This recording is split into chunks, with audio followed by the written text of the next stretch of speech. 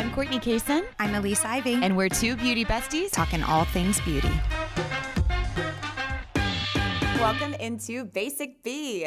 So this is a really kind of fun time of year. I think the seasons are changing. It's getting a little chilly outside, right? And, you know, Courtney, we were talking about what happens to us in our beauty regimen when a big change happens in our lives. It can be drastic. Mm-hmm. And, you know, it's so funny because I talk all the time about how my hair, for instance, is my coat of armor. It's my coat of confidence.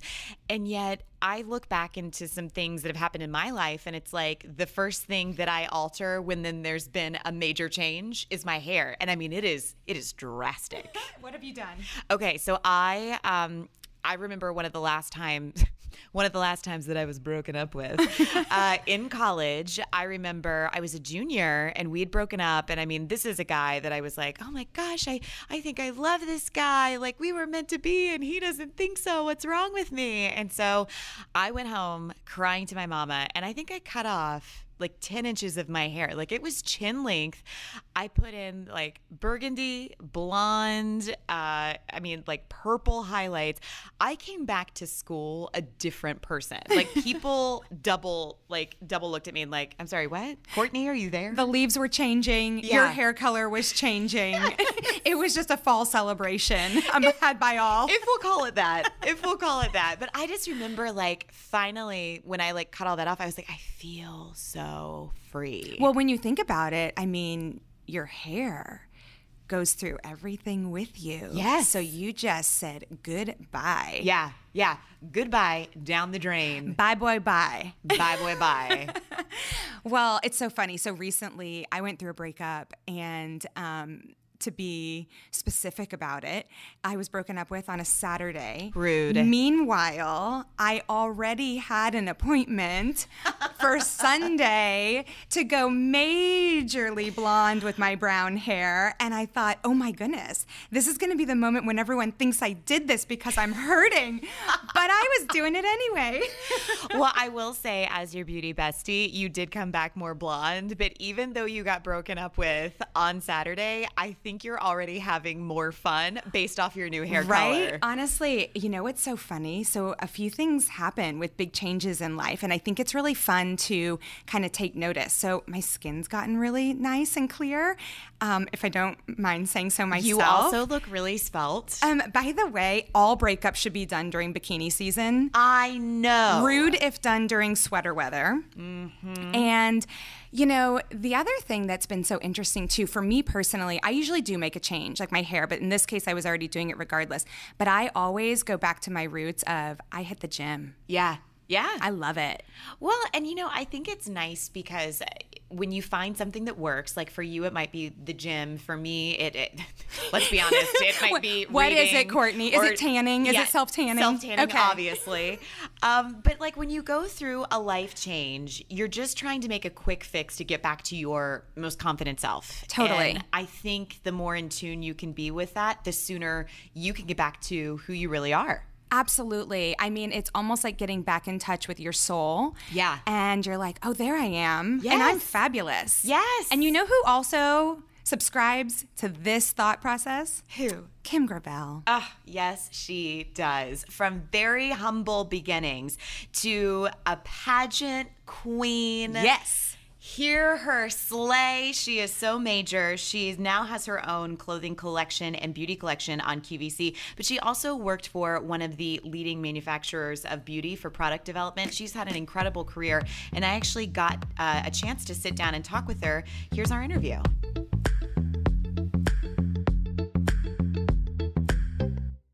All right, y'all, we went all the way to the north side of Atlanta to get this Southern belle up in Philadelphia, Pennsylvania. Her name is Kim Gravel. Hey, girl, hey. Hey, girl, hey. You know what? It thrilled me when you said, hey, y'all. Oh. I bring out the Southern in you. I think that you do, and I'm not upset about that. No, don't hate. Yeah. With those Southern roots, girl, you take you far. And you got to be like, don't hate, appreciate. I knew you were going to. I knew. It was just I could too count on you easy. for a soundbite. So what's awesome about Kim is not only is she a designer, y'all may know her from Kim of Queens. You are a fabulous woman that has been seen on Steve Harvey. You empower women to look and feel their best, whether it's clothing and makeup. And so I wanted to spend a few moments with you today to just kind of talk about beauty with you, because we see you on TV and your hair is the high Girl, as you heavens. need to really redneckanize, because I don't know. I have chicken scratch for hair, so you do with what God gives you. Well, you are working try to make it good, right? You are working it, and I'm respecting it. But let's go back to little lady Kim. Just outside of Atlanta. When do you first remember putting on makeup? What, like 3 or 4? Perfect. And I remember it vividly. Like, this is a moment. You know how you have these milestone moments in your childhood and in your life? I was at my grandmother's house. My family were tobacco farmers and Southern Baptist preachers. So all we had to do was either go out and work in the fields in the summer or pilfer through our grandparents' stuff. And I had Miss Mary Elizabeth Blanton, who's my mother's mother, who was the style icon of her community, right? Nice. She had more red lipstick than Dolly Parton has wigs. I mean, it was it was like a playground of makeup. And I vividly remember going in her bathroom and taking out of her cabinet this big bucket of just makeup and doing the thing.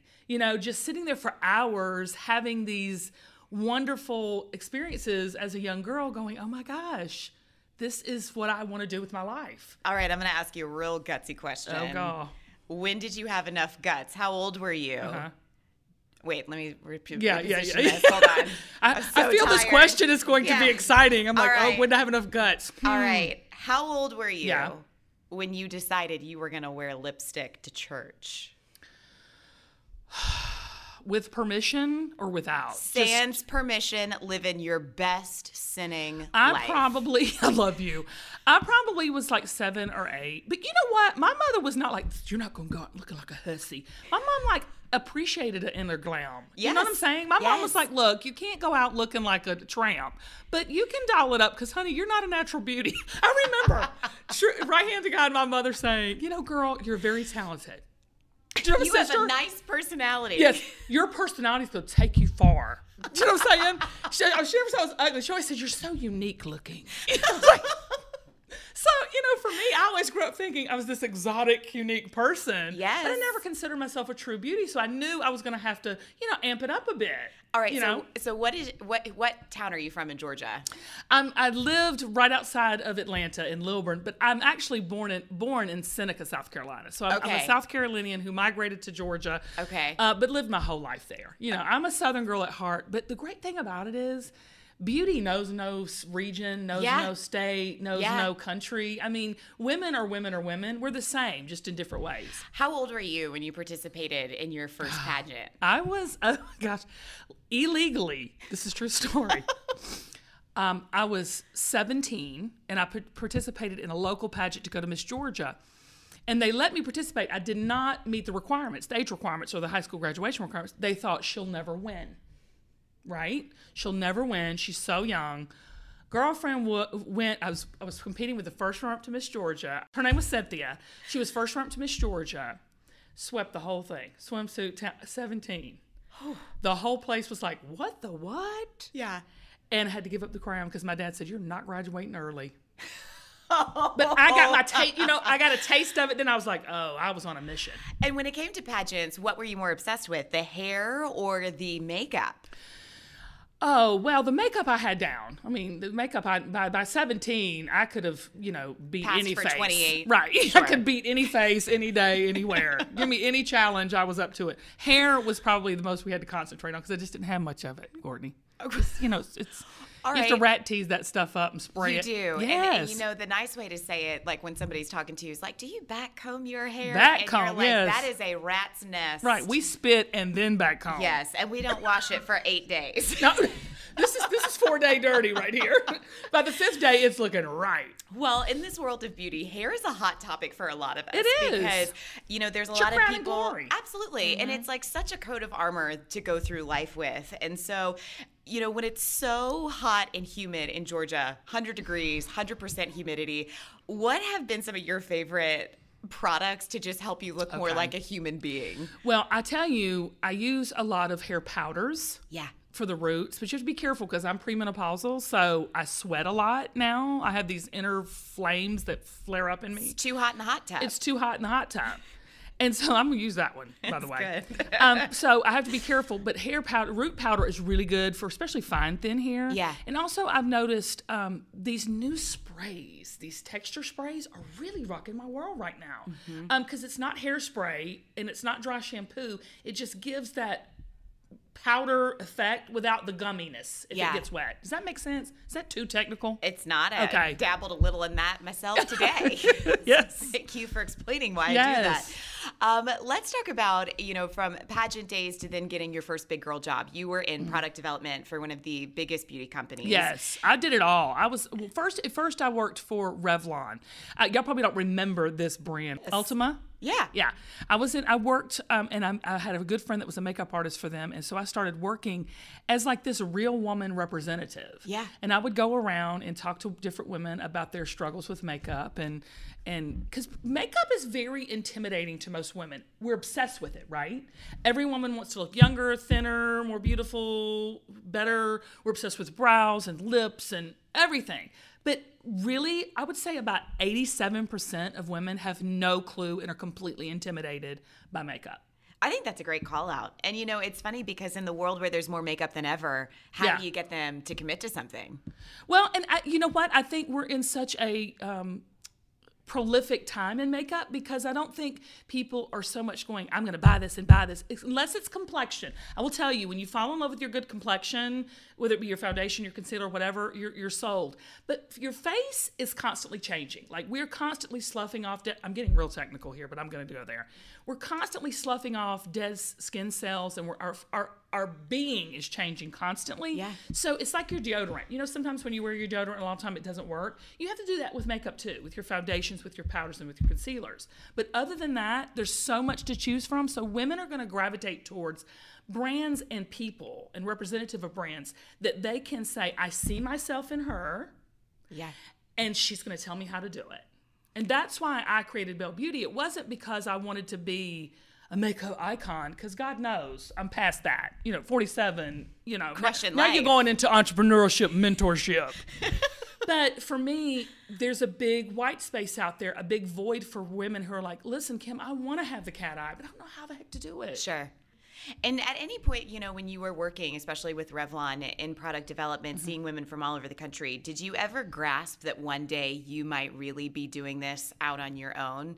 Well, yes, I did, because I'm a dreamer. I'm a vision board gal, and I believe to have a plan, work the plan, and be flexible, and let God do the rest. That's just my personal philosophy, and it's worked for me so far, knock on wood.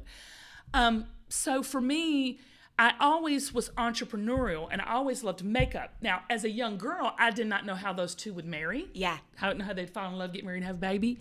But how that has evolved is that I started a little makeup company called Beloved Beauty out of the trunk of my car. It was like MC Hammer selling his, you know, Did you have hot pants on?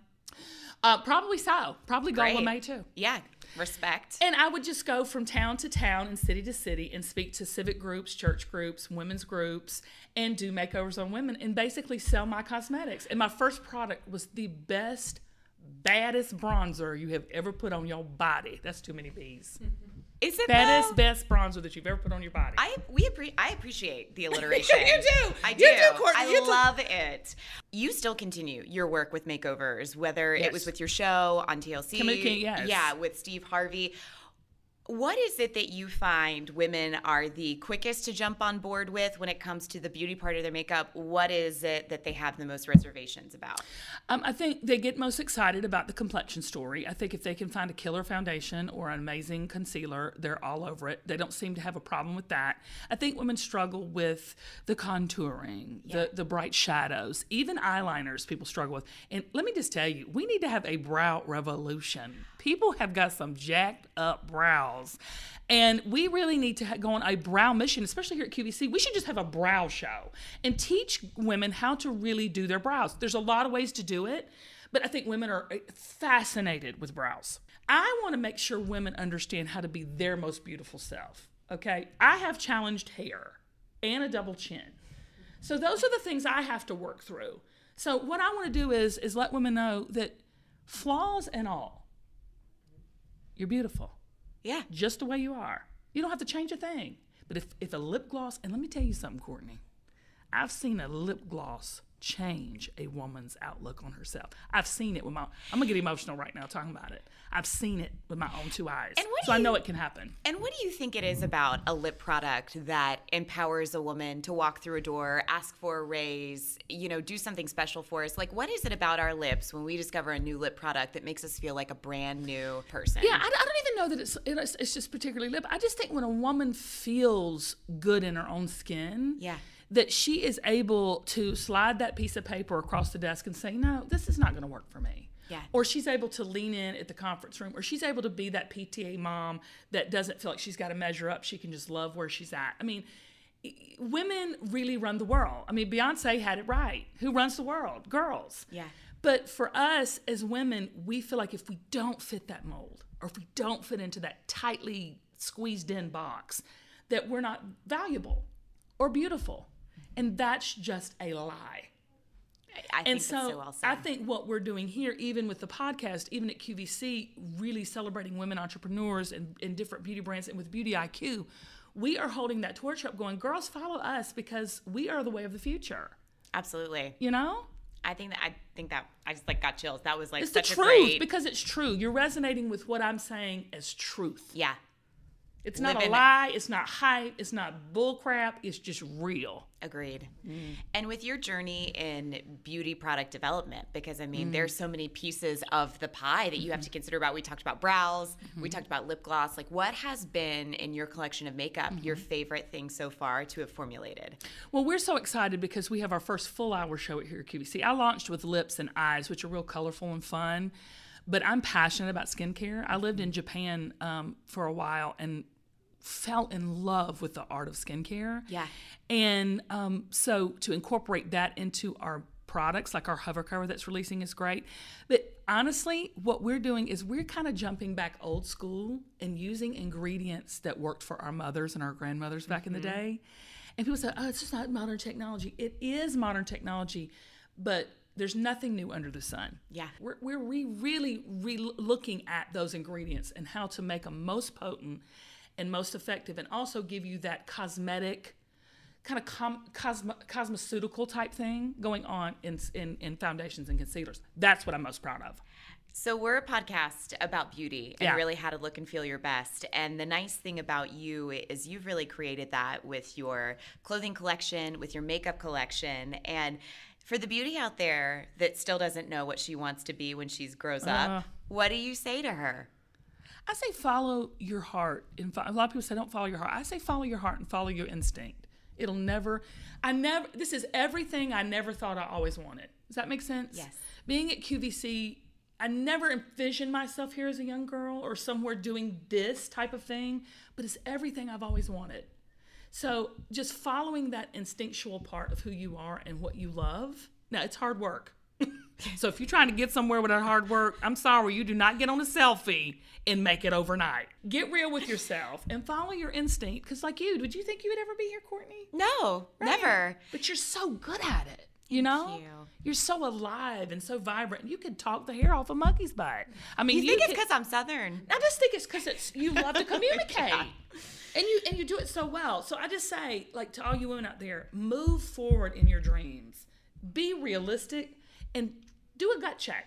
make sure it's instinctual and it's really what you want to do. Because a lot of times it's never what you think it's going to look like. I have 2 more rapid fire questions Okay. for you, and we will shut this thing down. I have had a ball. A lot of people do not realize the QVC umbrella is 24 hours a day, and that you will be here 36 to 48 hours of that 24-hour a day. You will be here your entire life. It feels like you're being contained. I love it. What beauty product do you feel like lasts you the longest from the time that you put it on, go on air, buyers meetings, lunch, come back, sleep with your eyes open? Can I have 2? Yes. My Backlash mascara. Yes. I have to brag about it. It's flexible, it's wearable, it's buildable. And my new concealer hover cover. Okay. Can't live without it. All right, last question. And this is a personal question, so Uh-oh. get ready. It may not make the cut. You said earlier Yeah. you were premenopausal. We are Yes. a beauty team here that keeps no secret. What Yeah. kind of deodorant are you using? Oh, I have to use the clinical studies, honey. I've gone hardcore. Sport. I've gone clinical study sport. Thank you, Love Kim you. Gravel. Love you right back.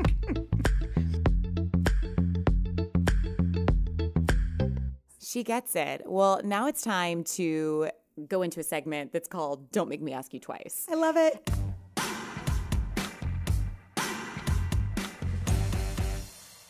Okay, Veronica, great question. She says, how do you keep that fresh 8 hours of sleep look at all hours of the day and night? How do you look so radiant? Well, first of all, thank you. I'm going to say I believe this might be a hypothetical question. Got to be, because if you saw how we walked into work every day, you would actually be concerned for our well-being. Well, what we like to say is there's only one way to go, and that's up. up. Up. And with a team of professionals, I will say they have taught us a lot, because the reality is we don't get 8 hours of sleep. We work in a business that's 24 hours a day. And so you're more reliant on product innovation than ever to kind of help you along with that. And I would say for me, my go-to right now has been the TATCHA eye cream. I love that it's 360. It's got topical brighteners in there. It helps with, dark circles, under eye puffiness. That is dream work makes the team work for my eyes. You want to know something funny? I'm wearing it right now. Me too. Okay, so I would say my kind of go-to for that refreshed, radiant look is exfoliation. Yeah. In every way, shape, or form. I'm really into the Olga Lorenzen red carpet facial right now. I use microdelivery from Purity basically every day to get that exfoliation step going. I use the glycolic sometimes from Peter Thomas Roth. And that way I can at least have some glow in my skin, even if maybe I'm not feeling like I'm glowing at life. That was amazing. All right. I want to glow every day of life. I want to glow every day of life too. Okay, so Sabrina asks, what is the best moisturizing lipstick? She says she's tried so many and she's found them to be so drying. So currently, she's pretty much only wearing glosses and she misses actual lipstick. I'll let you take this one. Okay, I actually think this is one of the hardest questions that we've gotten. Mm-hmm. And the reason is because I think just like with skincare, it's the type of thing where it may work great on me and maybe not so much on you, or vice versa. Yeah. And so it might just have something to do with your pH, your skin chemistry. And so I think it's one of those things where you kind of just have to try them out. What I could recommend, though, is maybe, Sabrina, you want to go with a lipstick from a company that also provides skincare. Mm-hmm. So somebody like a TATCHA or an IT Cosmetics or something of that vein, so that way you know that you're getting moisturizing ingredients in with the lipstick. I am a lipstickaholic. Currently, I counted because I have a glam box and I took like a user poll, like, should I get rid of some of these? I have more than 100 lips. It's almost like shoes. And not every single one of them are the best formula that I've ever used. And so what I've been doing lately is I will take a TATCHA camellia oil or a 24 karat gold balm or Sarah Hap, and I'll prep my lips with that first. And then I'll take a tissue and blot off the excess. That way I have kind of a starting point for hydrated lips. And then depending on if it's a matte lip, I'll then take a Sarah Hap or another lip balm and put it a little bit over. So it kind of makes the formula a little bit better, because I do think right now, in terms of the colors that you're getting with lipsticks, you do have to make the sacrifice for drying out your lips. And that's okay, because there are other things out there that can supplement that. So I say find your favorite lip balm and just incorporate it into your favorite lipstick. I think that's a really good idea. One of the other things I was going to mention that I think helps is if you use the Laura Geller lip spackle as well, because then you're getting a base. Your color's going to show up truer anyway. It's going to stay put. You're going to have less feathering, but at the same time, you're getting that hydration in the lips as well. So if you do have a lipstick where you're just like, I love this color, but literally I just can't do this matte lipstick any longer because I can't deal with the chapped lip aftermath, you might want to have a lip spackle moment. And then going into colder weather. It's the worst. Yeah, you just wake up and like your lips are raisins and they don't have to be that way. So start with a great lip balm.